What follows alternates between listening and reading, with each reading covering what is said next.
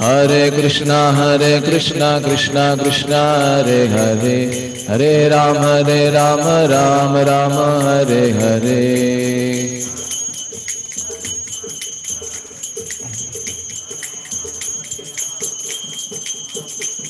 हरे कृष्णा कृष्णा कृष्णा हरे हरे, हरे राम राम राम हरे हरे।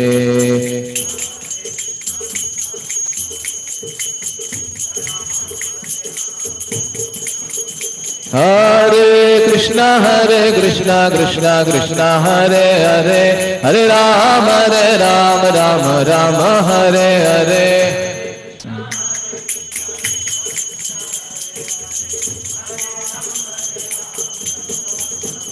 हरे कृष्णा कृष्णा कृष्णा हरे हरे, हरे राम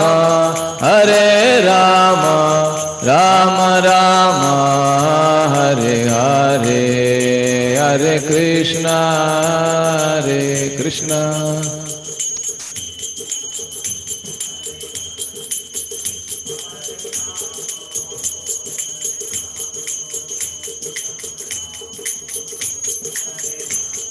जय राधा नील माधव, राधा नील माधव श्री राधे।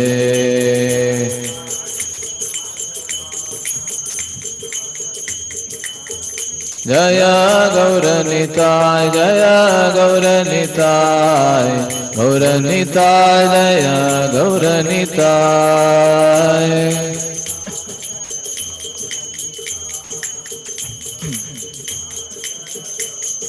जय जय प्रभुपाद प्रभुपाद प्रभुपाद, जय प्रभुपाद।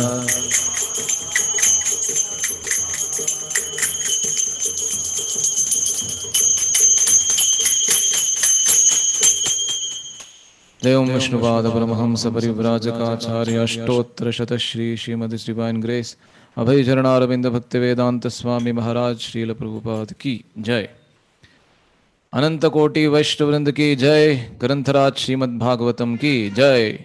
निताय गौर प्रेमानंदे। हरि हरि बोल।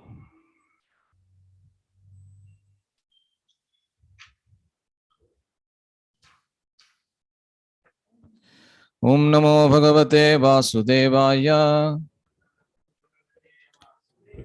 ओम नमो भगवते वासुदेवाय।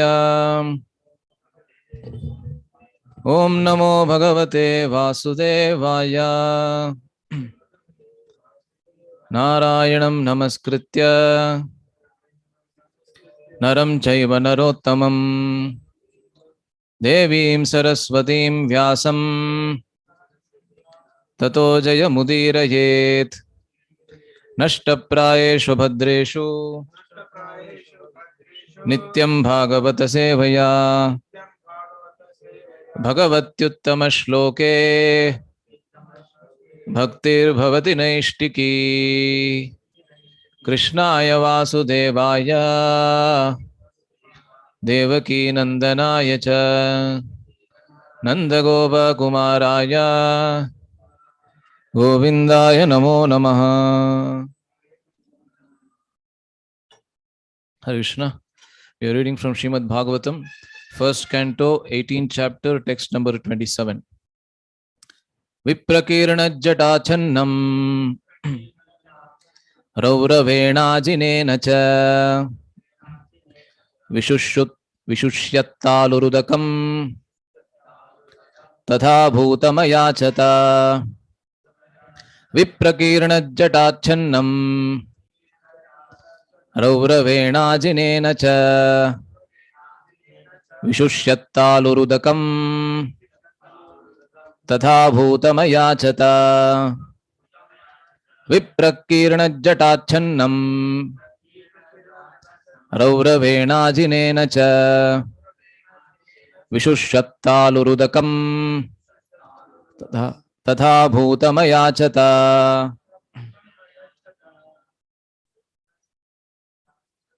विप्रकीर्णजटाच्छन्नम् रौरवेणाजिनेन च विशुष्यत्तालुरुदकम् तथा भूतमयाचत विप्रकीर्णजटाच्छन्नम् रौरवेणाजिनेन च विशुष्यत्तालुरुदकम् तथा भूतमयाचत विप्रकीर्णजटाच्छन्नम् रौरवेणाजिनेन च विशुष्यत्तालुरुदकम् तथा भूतमयाचत. Word to word meaning. Viprakirna, all scattered. Jata achannam, covered with compressed long hair. Rauravena, by the skin of a stag. Ajinena, by the skin. Cha, also. Vishushyat, dried up. Taluhu, palate. Udakam, water. Tatha bhutam, in that state. Ayachata, asked for. Translation and purport by His Divine Grace A.C. Bhaktivedanta Swami Srila Prabhupada. Srila Prabhupada ki jai. Translation: the sage in meditation was covered by the skin of a stag, and long compressed hair was scattered all over him. The king, whose palate was dry from thirst, asked him for water. Purport: the king, being thirsty, asked the sage for water. That such a great devotee and king asked for water from a sage absorbed in trance was certainly providential. Otherwise, there was no chance of such a unique happening. Maharaj Parikshith was thus placed in an awkward position so that gradually Srimad Bhagavatam could be revealed. Om Ajnanatimirandhasya Jnananjana Shalakaya Chakshurunmilitam Yena Tasmai Shri Gurave Namaha. Shri Chaitanya Manobhishtam Sthapitam Yena Bhutale Swayam Rupah Kada Mahyam Dadati Swapadantikam Vandeham Shri Guroho Shri Yutabadakamalam Shri Gurun Vaishnavamshcha Shri Rupam Sagrajatam Sahagana Raghunatan Vitam Tam Sajivam Sadvaitam Savadhutam Parijana Sahitam Krishna Chaitanya Devam Shri Radha Krishna Padan Sahagana Lalita Shri Vishakhan Vitamshta Nama Om Vishnu Padaya Krishna Prishtaya Bhutale Shrimate Bhaktivedanta Swamin Nitinamine Namaste Saraswate Deve Gauravani Pracharine Nirvishesha Shunyavadi Pashtatya Deshatarine Namo Mahavadanyaya Krishna Prema Pradayate Krishnaya Krishna Chaitanya Namne Gauratvishe Namaha. He Krishna Karuna Sindho Dina Bandho Jagatpate Gopesha Gopika Kanta Radha Kanta Namostute Tapta Kanchana Gaurangi Radhe Vrindavaneshwari Vrishabhanu Sute Devi Pranamami Hari Priye Vancha Kalpatarubhyashta Kripa Sindubhya Evacha Patitanam Pavanebhyo Vaishnavebhyo Namo Namaha. Jaya Shri Krishna Chaitanya Prabhu Nityananda Shri Advaita Gadadhara Shri Vasadi Gaura Bhakta Vrinda. Hare Krishna Krishna Krishna Hare Hare Hare Rama Rama Rama Hare Hare. Hare Krishna. Welcome all the devotees for today's morning Srimad Bhagavatam class. So today's class will be in English because twice a week we'll have in Kannada and once in English as per Sadayu Prabhu's instruction. So today we are discussing on the first canto, 18th chapter and text number 27 of the Srimad Bhagavatam, continuing the theme that was being discussed. This is a very interesting section of the Srimad Bhagavatam because this is the section in which the advent of Srimad Bhagavatam is discussed. So usually everybody is curious to know how things came into place, things came into being, right? So that is the reason why scientists discuss how the world came into being and how the creation came into being.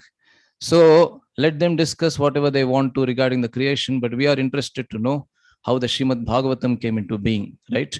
So Srimad Bhagavatam, the Advent, is discussed within the pages of the Bhagavatam itself. We don't need to go anywhere else to get to know how the Srimad Bhagavatam came into being.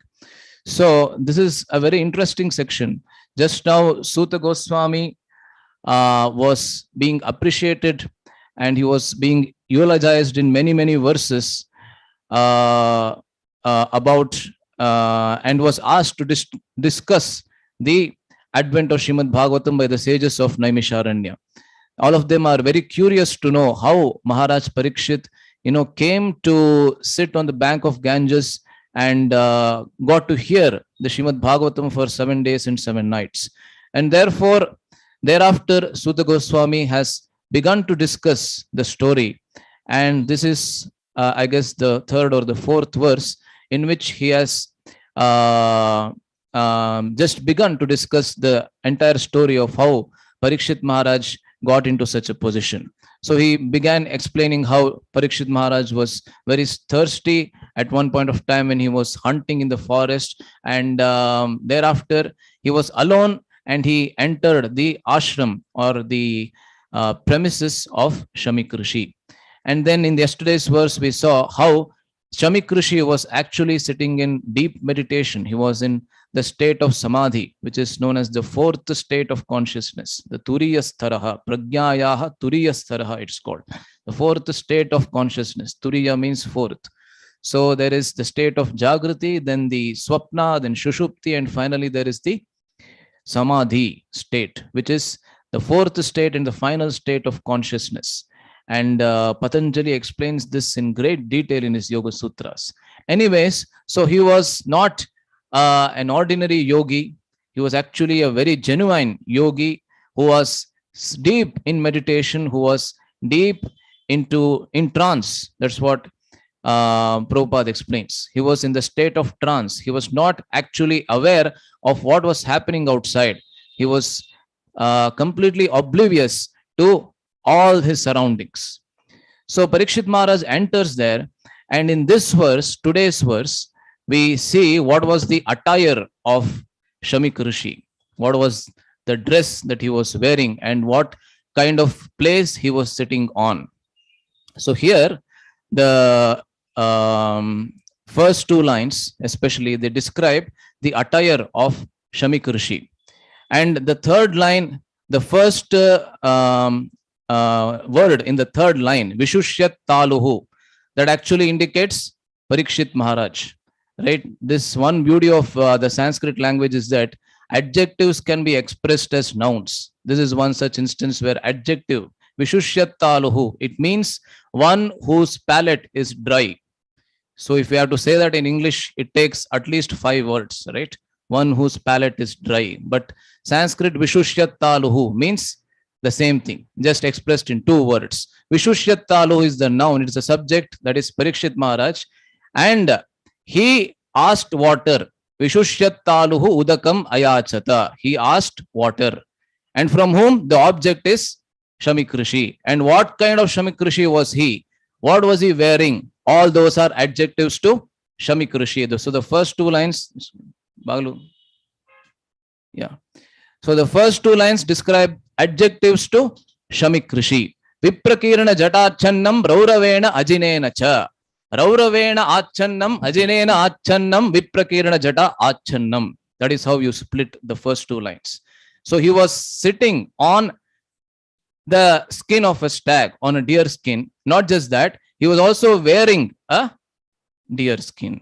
He was sitting on the deer skin, as Bhagavad Gita explains, the 6th chapter of Bhagavad Gita explains, Shuchau deshe pratisthapya sthiramasanam atmanaha natyuchritam nati nicham chaila ajina kushottaram. Chaila ajina kusha uttaram. Generally, yogis, when they sit in meditation, they sit on the skin of a stag. I don't know the exact reason why they do so. I heard once that, because the deer is always in the mode of goodness, that helps one to come to the mode of goodness. I heard this one reason. I don't know if there is any other reason. Snakes will not come. Okay. Anyway, that is also one other reason. I don't know if there is any other, more logical reason. Anyway, so they sit on the skin of a stag, and they also wear the skin of a stag, right?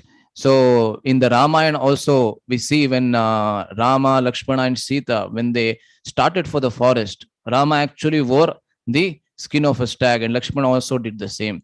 And Mother Sita wore a very simple saffron color, sari. So this yogi was not an ordinary yogi. He was a very, very genuine yogi who was deep in meditation, and his attire also was quite significant. And the first line says that Viprakirana Jata Achannam.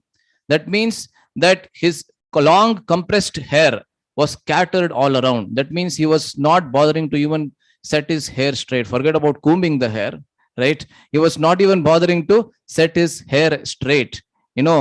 That means that goes to show that for many maybe days or even months, he had not even opened his eyes, because he was deep in meditation and he was not even bothering to set his hair straight, right? So that was the kind of trance in which this yogi was in. Few months ago, on YouTube, I had seen this video of Tatwala Baba. Actually, this yogi is a very great yogi who is to live in the Himalayas, and His Holiness Radhana Swami Maharaj describes about him in his journey home, right? He met him actually when he was in the Himalayas, and this yogi was a very great yogi. He used to sit in meditation right from the morning till the evening, and then he used to open his eyes and he used to just take a few grains of rice every day, something like that, right? And when I saw this video, it was quite stunning, the kind of physique he had. When I saw this video, they say that when they made this video, he was close to 90 years old, 90. But when you see him, you feel like seeing a 30 to 35-year-old guy. Really, yeah. And quite tall and hefty and, very well built. And the speciality of this Tatwala Baba is his hair. When he used to walk, his hair used to, you can see in that video, his hair used to go for a few centimeters behind him. Such huge hair here. That means he had never cut his hair. And one more thing, the speciality was that it is pitch dark, not even one strand of white hair, right? So at the age of 90, just imagine. So there are such yogis existing even today. When you go to the Himalayas and such places, you may get to see them. So what I mean to say over here is that even this yogi, that is Shamik Rishi, he had his hair, a long compressed hair scattered all around him. That means he never bothered to cut his hair, because they considered it to be a waste of time, right? Caressing for the body. We know the story of Lomasa Rishi, which Prabhupada explains and says that, he had hair all over his body and he never bothered to even construct a hermitage for him. And he was supposed to live for as many Brahmandas or as many years as there were hairs on his body, something like that, right? That means a very long life he had, but still he was not, wanting to construct a hermitage for him. So similarly, here we see the case of Shamik Rishi, that he is deep in trance. He is not an ordinary yogi at all. And therefore, Srila Prabhupada is raising this point in the purport that Parikshith Maharaj, who himself is a great devotee of the Lord, it is sure that he recognized that this yogi, that is Shamik Rishi, was a real genuine yogi. There was no possibility that he didn't recognize him. He recognized that this yogi is in trance. So then how is it that he ventured, or he got the courage to wake him up to just ask for something as insignificant as water? That's the point of this purport. He's saying that such a great devotee and king asked for water from a sage absorbed in trance was certainly providential. So Parikshit Maharaj, he is himself a very great devotee of the Lord. So he sure enough, he recognized that this sage, that is Shamik Rishi, is in trance. So, but how was it possible that he got this courage to wake him up, to just ask for something as insignificant as water? Right? It is just like somebody who is, chanting very, very seriously, right? Usually there are three kinds of chanters, they say. The first category of chanters is known as the opportunists. Who are the opportunists? They are just waiting for an opportunity to get distracted. They are, they cannot chant even 2 to 3 rounds sitting in one place, and they go from one place to another. They never, venture to control their mind, and they go from here to maybe this first floor, then to the second floor, and then finally to the terrace, and then they come back to the ground floor, and then this is how they chant 16 rounds. They are the opportunists. That means they are waiting for an opportunity to get distracted. And then they say that there is a second category, who is the actors. Who are the actors? When you see them, you think that they are very, very seriously chanting, but they themselves know that they are distracted. But externally, it seems that they are seriously chanting. Many of us may come in this category also. But then they are the third, who are the resolute chanters. Resolute chanters means they are very, very seriously endeavoring to hear the holy name while chanting. So when I was in Pune, His Grace Sundar Sham Prabhu used to tell us that we should try to be in this third category, the resolute chanters. And when a person wants to, give some service, or, wants to tell us that there is some service or something like that, he should feel afraid to tell us. That is how we should chant. He used to tell us, Sundar Sham Prabhu used to tell us. A person should feel afraid to wake a person up during chanting or to disturb a person. That's like if suppose Radhe Sham Prabhu is sitting and chanting over here. At that time, even if there is something very pressing, I used to see in Pune when I used to sit close to Radhe Sham Prabhu and chant. That time, there were some very, very pressing services sometimes, like somebody needed a signature or something during chanting. It was very, very urgent, but they used to feel afraid to wake him up. Right? Because he had his eyes completely closed and it used to be deep in, chanting. So you feel afraid to wake him up, right? Why? Because, he is very, very seriously chanting, very seriously engrossed in chanting the holy names. So how is it that Parikshith Maharaj, when he came to Shamik Rishi, who cannot be compared to any of us, of course, who is much, much greater than any of the beings in Kali Yuga, right? So how did Parikshith Maharaj get the courage to wake him up for asking something as insignificant as water, right? Of course, this is from the point of view of Shamik Rishi himself. But from the point of view of Parikshith Maharaj, it is also a difficult situation because he has been thirsty for such a long time. And the least thing that is expected of a host like Shamik Rishi is water. And he didn't even get that water. That is the point of view of Parikshith Maharaj. But from the point of view of Shamik Rishi, it is quite opposite, that Parikshith Maharaj wants to wake him up for asking something as insignificant as water. So here, then Prabhupada makes the point, the golden point of the purport. Of course, there is not a big purport, just 2 to 3 lines, but the last line is quite significant. Prabhupada says that Maharaj Parikshit was thus placed in an awkward position so that Srimad Bhagavatam could gradually be revealed. So this is the golden line in the purport, that Parikshit Maharaj accepted to be put in an awkward position because he wanted to act as an instrument to the divine will so that Srimad Bhagavatam could come into existence, right? So Parikshit Maharaj actually accepted to be an instrument of the divine.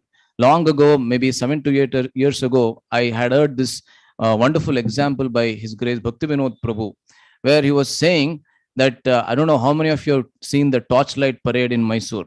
And during the Dasara, they do this Torchlight Parade. This is very beautiful, in which, it's, of course, it happens in the night. And it's torchlight means all of those who are participating in this parade, they have a torchlight with them, not this electric torch. Of course, it's that fire kindled by fire. So there are hundreds and hundreds of participants.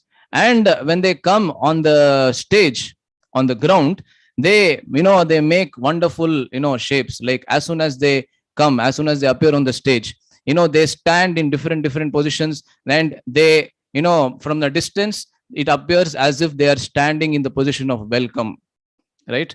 Because there are hundreds of people and they have to stand in one particular position. So each person, when he is standing in or is made to stand in one particular position, he himself will not understand. right? Why am I made to stand in this position? Because he cannot see the big picture. Correct? He cannot see the big picture.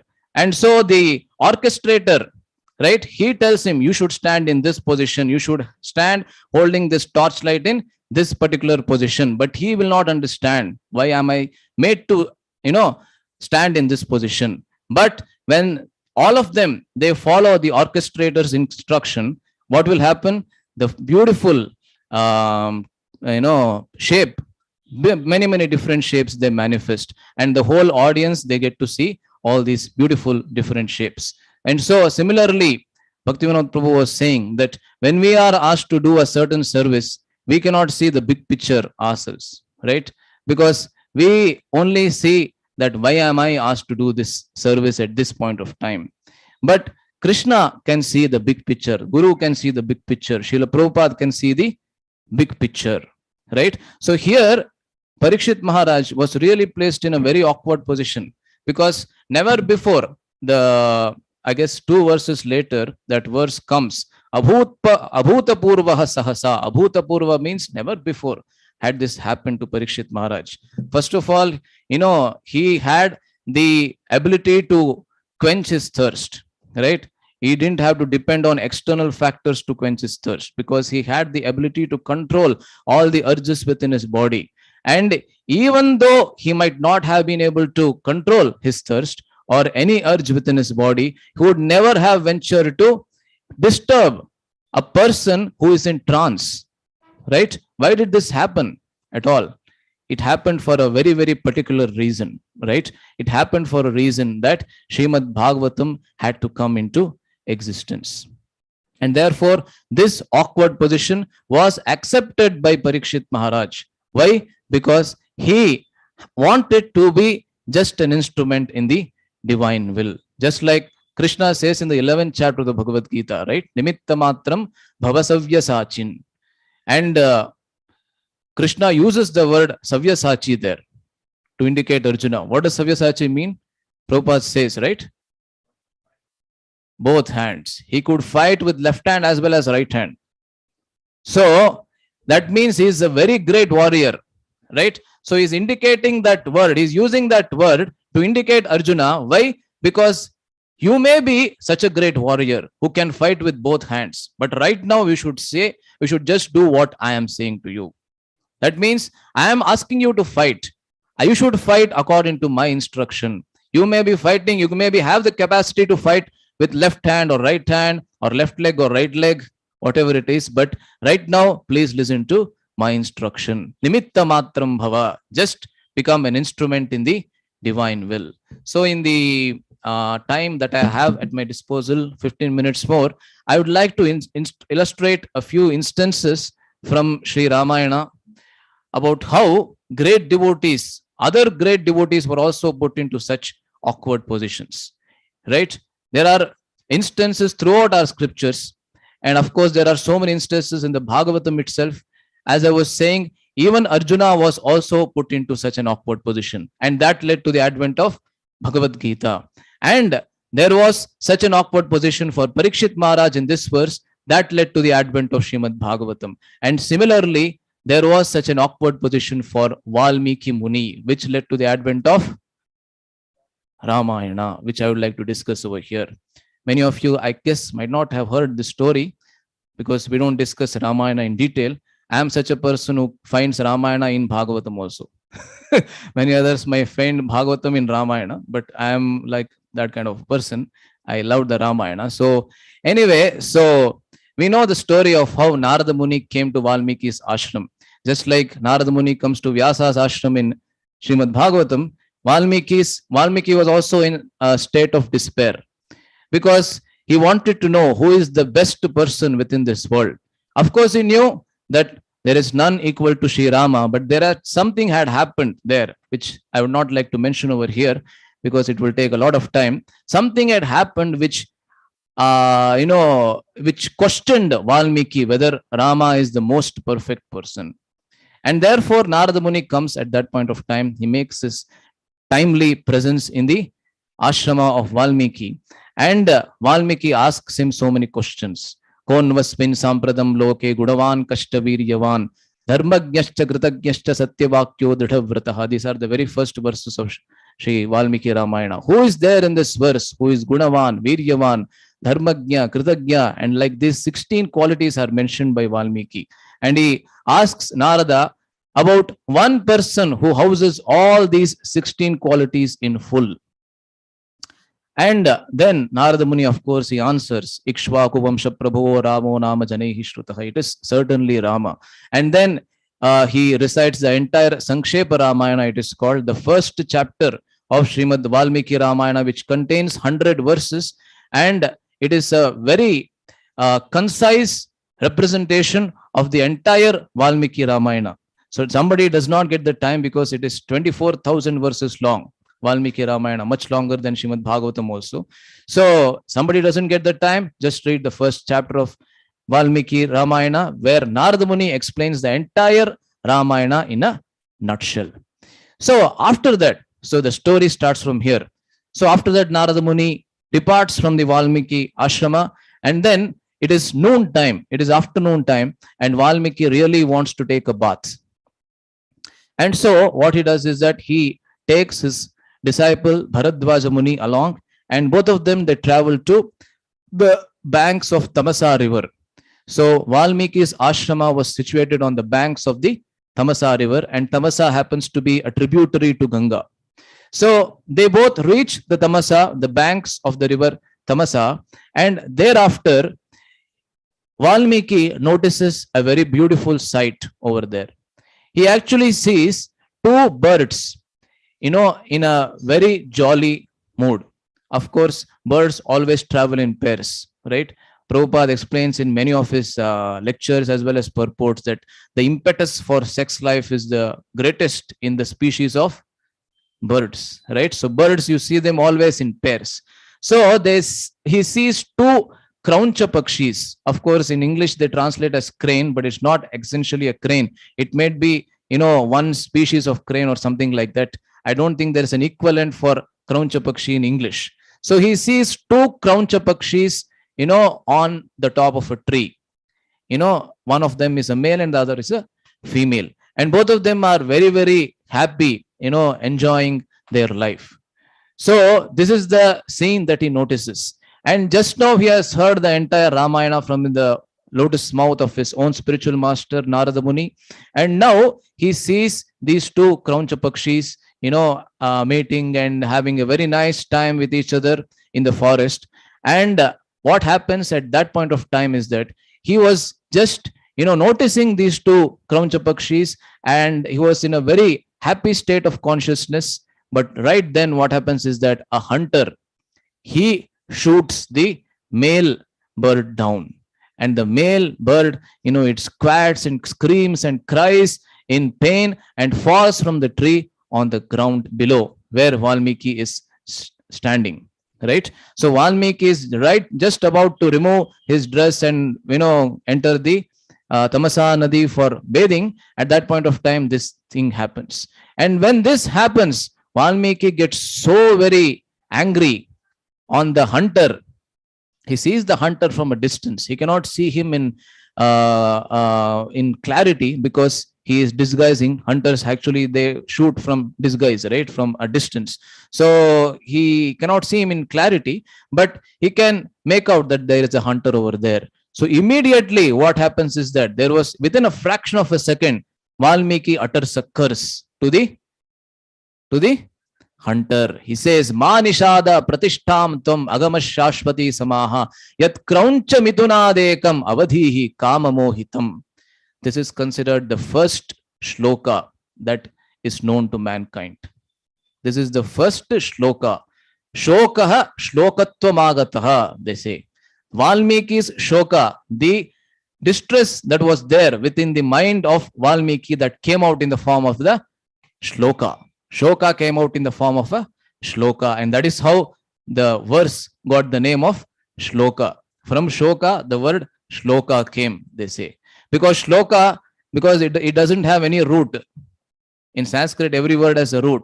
If you try to find out or figure out the root to the word shloka, there is no root, that they say. So anyway, Valmiki uttered a curse. And as soon as he uttered the curse, within a few seconds, he started wondering, why did I do this? Valmiki was actually put into a very awkward position. What have I got with the sex life of two birds? What have I got to do with the sex life of two birds? And moreover, this was a very common scene. If you go to the forest, two birds, mating each other or something like that, it's a very common scene. And it's not that Valmiki had not seen this kind of a scene before. And it is neither is it the case that Valmiki had not witnessed a hunter shooting a bird, because that is the means of survival for a hunter, right? You need to think from the point of view of a hunter too, right? So Valmiki started wondering, how did this come out of my mind, come out of my mouth, right? And Valmiki himself does not know, because Valmiki also has not composed any verse before, right? So this is the first verse that he composed, but he really liked that curse. Why did he like? Because it was very poetic, right? Even though, like, they say that when all of you, I guess, must have heard the story of Bhartrihari, when he had to curse that person who got that ring. I don't know if you know the story or not, but it happened that Bhartrihari was, in love with his wife, but wife was loving somebody else, and that person was loving somebody else. And finally, he gave his ring to his wife, and it went in round and it came back to him, right? So at that point of time, when Bhartrihari had to curse all of these people who were involved, what he said, I don't remember that verse right now, but it was very, very poetic in nature. It came out in just, flash of a second from his mouth, because people in those days, they were very, very cultured. Even though they had to curse somebody, they used to curse poetically, right? So Valmiki cursed, but a poetic verse came out of his mouth. And then he started wondering, and then he took his bath, but all the while this curse was in his mind. Why did this curse come out of my mouth? Shri Shri Radha Nil Madhav Bhagavan ki Jai. So finally he came back to the ashram of his own ashram on the banks of the Tamasa, and still he was sitting in meditation, but constantly thinking about the scene that happened on the banks of the river Tamasa. And finally what happens is that Brahma comes to the ashrama.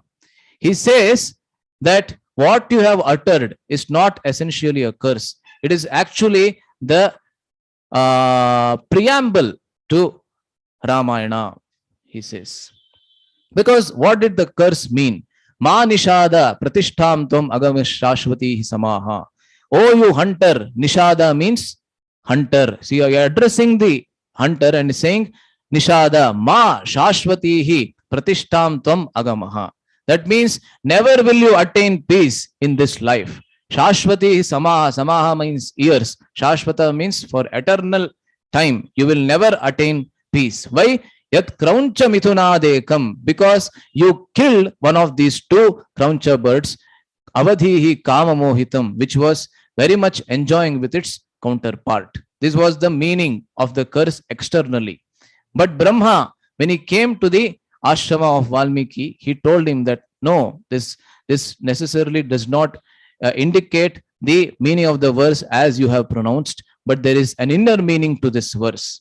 He says, Ma nishada. Ma in Sanskrit has many, many meanings. Essentially, there are two meanings. One is that no or not, right? Ma agacchatu. That means don't come over here. Ma agacchatu means don't go over there. So in that sense, it is used. But there is another very prominent meaning to the word ma. What is that? Anybody knows? Mother Lakshmi, yeah. Madhava, Malola, right? In the first chapter of Bhagavad Gita, Prabhupada explains this meaning. Madhava, what does it mean? Husband of the goddess of fortune. Because Ma means the goddess of fortune, Lakshmi. So Ma Nishada. Ma Nishada means one who on whose lap Lakshmi sits. Who is that? Narayana, right? Ma Nishada. Yasmin Ma Nishidati Saha Ma Nishadaha. That means here in this particular instance, it is referring to Rama. Ma refers to Mother Sita and Ma Nishada refers to Lord Rama, right? So Ma Nishada Pratishtham Tvam Agamas Shashvati Samaha. May you attain eternal glory, O Lord Rama. He's giving a blessing to Lord Rama, Valmiki, that may you attain eternal glory. Why? Yat krauncha mithunadekam avadhihi kama mohitam. Krauncha also means somebody of the asuric nature, of the demoniac nature. There were these two demons known as Ravana and Kumbhakarna, and you killed the one of those who was haunted by kama mohitam. And for this act of yours, may you attain eternal glory. This is what Brahma said. The same verse that Valmiki uttered, this has another meaning, and this actually is the real meaning to this verse.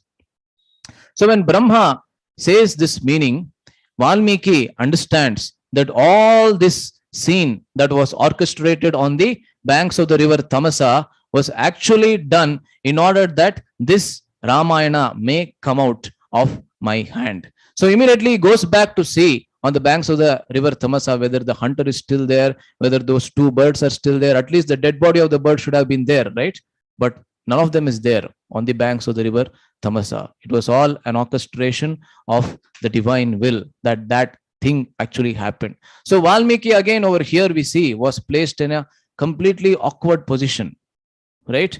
He cursed a hunter for having disturbed the sex life of two birds. So what has he got to do with the hunter, and what has he got to do with the sex life of two birds? He's a completely renounced sage living in the forest, right? But he understood that this is an instrument.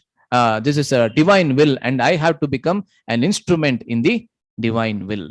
So thereafter, he starts composing the Ramayana, and this is how the Ramayana came into existence.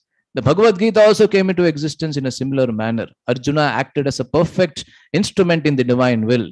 We know that Arjuna had conquered all of the opposite army during the battle of Virata, right? He had conquered all of them, but still now he acted as if he is completely in distress, and Vepatushta sharire me romaharshashta jayate, all of those symptoms appear on his body. So we see this theme repeating throughout the pages of the scriptures, be it Ramayana or the Bhagavatam or the Bhagavad Gita or the Mahabharata or whichever scripture it may be, right? Great devotees are placed into awkward positions, right? And they don't mind being placed into the awkward position. Just a few days ago, we were hearing the the pastime of Mohini Murti, where Shiva actually, followed the Mohini Murti everywhere throughout the existence, right? And great sages were sitting in meditation. Mohini Murti is, going through that assembly, and Shiva is following the Mohini Murti. But later on, after all this event happened, when Shiva realized what had happened, he didn't regret, right? That was what Maharaj was explaining. He didn't regret the situation because he understood that this one incident has proved for eternity, time eternal, who is greater. That Vishnu is much greater than Shiva. And not just that, he was very happy that he could act as an instrument in the divine will. So to the extent we care for the image of the world, to that extent, Krishna won't care for us. His Holiness Radhana Swami Maharaj says, right? Because some of us are very, very particular about our image in the world. Some of us are very grave. We want to show ourselves as very, very grave all the time, right? But there might appear such a situation where we have to compromise our graveness, or what do you call, what is the noun? Graveness, gravity. You might have to compromise your gravity. I'll just end with a particular example that His Grace Gauranga Prabhu gives. So once during the yatra in one of the Kartika, this was very long ago, maybe some 15 years ago or something like that, 2008, I guess, Vrindavan Yatra. There, what happened was Gaurang Prabhu was not in good health, and he had a very sore throat, and he could not even speak properly. You know those situations where voice also does not come out, right? And what comes out is just a broken voice. Many of us have gone through such a situation. So he was in very bad health, but still he was rendering his services, and because he has to do the kitchen service in the yatra also. And in the evening time, just before the lecture started, so His Holiness Radhana Swami Maharaj already had come into the pandal, and he was waiting to start the lecture. It does not usually happen like that these days, right? As soon as Maharaj comes, he starts the lecture. But those days it used to happen like that. So Maharaj came, and he was just waiting to start the lecture. And the person who was doing the kirtankar, he ended his kirtan and he was thinking that Maharaj will start the lecture. So he ended his kirtan. But right then, Gaurang Prabhu, at that point of time, when he heard the kirtan, he got a thought within his mind. I hope nobody asks me to do kirtan now, right? Because my health is really in bad shape and I cannot even sing. I cannot even talk. What to speak of singing, right? And then His Holiness Radhanath Swami Maharaj called Gaurang Prabhu. And he whispered in his ears, why don't you lead kirtan? And then Gaurang Prabhu thought that I only heard that spiritual master, he is Chaitya Guru till now, but till now I really got to know. And then Gaurang Prabhu told Maharaj that, Maharaj, my health is not good. Then Maharaj replied that for the last 30 years, my health has not been good. I don't remember a situation when my health has been good, but I am continuing with my services. Why can't you? Then Gaurang Prabhu could not say anything. Then, yes, Maharaj. So he went and sat, and sure enough, what came out was a very cracked and very, as they say in Kannada, karkasha. Karkasha means something that you cannot hear. Intolerable voice, right? That came out of the mic. And for 5 minutes, of course, just for 5 minutes, he did the kirtan because he didn't have the courage to continue even longer. But as soon as he came down the stage, he could hear many, many devotees saying, everybody has a desire to sing, but this Prabhuji is too much. Even when his health is not good, why does he want to sing like this? Because nobody knows that Maharaj has instructed him to sing, right? Nobody knows. And he will not say also in the mic, I am doing the kirtan because Maharaj is telling me, like, no, you'll not say, right? So everybody has a desire to sing. Of course, we know that he is a senior devotee, but still, this is too much. Right? So many of us, I might have to go through these situations. We just have to accept that as the divine will or the will of our superiors, and just, as they say in Hindi, tal mein tal milana hai, bas. And Gaurang Prabhu said thereafter that this entire situation, I could understand why this happened, because actually before this, I was quite proud of my singing abilities. And in Chowpatty, when, there were others singing, I used to interrupt them and I used to go and sing like that. Prabhuji very humbly used to say. So when this incident happened, I understood why Maharaj did this, because he wanted to teach me a lesson that, your voice has been gifted by God and therefore you can sing. But when there is no voice, you cannot do anything. Right? So here we see Parikshith Maharaj, very beautifully, he acts as a perfect instrument in the divine will, and is not regretting what happened later on, right? After the entire incident was sorted out, he's not regretting what happened. In fact, he considered this to be a blessing. Nirveda Rupo Dvija. Nirveda, what is it? Dvija Shapa Rupo. What is it? I forgot that verse. Nirveda Mulo Dvija Shapa Rupo Yatra Prasatta Bhayamashuddhatte. That verse comes in the 19th chapter. So the curse that came from Shringi actually paved way for me to renounce everything into which I was attached, and it paved way for me to come on the bank of Ganges and hear the beautiful Srimad Bhagavatam from the lotus mouth of Shukadeva Goswami. So this is how a devotee should accept all kinds of reversals within his life. So of course, this topic will be discussed again in the rest of the chapter and in the 19th chapter as well. So I thank all of you for having paid a patient ear for today's Srimad Bhagavatam class. And because we are over time, we will end over here. If anybody wants to say something, maybe we can just have 1 minute, or otherwise we will end over here. Thank you very much. Granthra Srimad Bhagavatam ki Jai, Srila Prabhupada ki Jai.